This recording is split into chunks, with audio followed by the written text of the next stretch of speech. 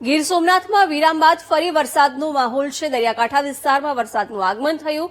કોડીનાર સૂત્રાપાડાના દરિયાકાંઠાના ગામોમાં વરસાદ વરસ્યો છે। કોડીનાર શહેરમાં વરસાદી ઝાપટા પડ્યા છે। ગીર સોમનાથના અલગ અલગ ગ્રામ્ય પંથકોમાં વરસાદી માહોલ જામ્યો છે। કોડીનાર શહેરમાં પણ વરસાદી ઝાપટા પડ્યા છે। વાતાવરણમાં ઠંડક પ્રસરી છે। વિરામ બાદ વધુ એક વખત વરસાદી માહોલ અત્યારે જામ્યો છે। વિગતો સાથે સંવાદદાતા રોહિત જોડાઈ ગયા છે। રોહિત, હાલ ગીર સોમનાથમાં વરસાદને લઈને શું સ્થિતિ છે?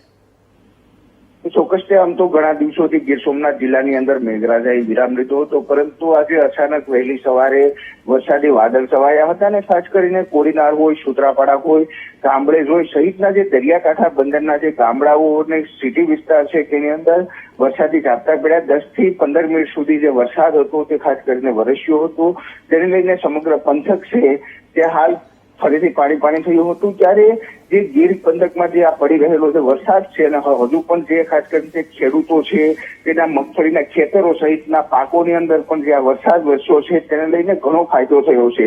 તો તેની સાથોસાથ હજુ પણ ગીરના જે દરિયાકાંઠાના ગામડાઓ છે ત્યાં વાદળછાયું વાતાવરણ છે। બિલકુલ રોહિત, આભાર જાણકારી આપવા બદલ।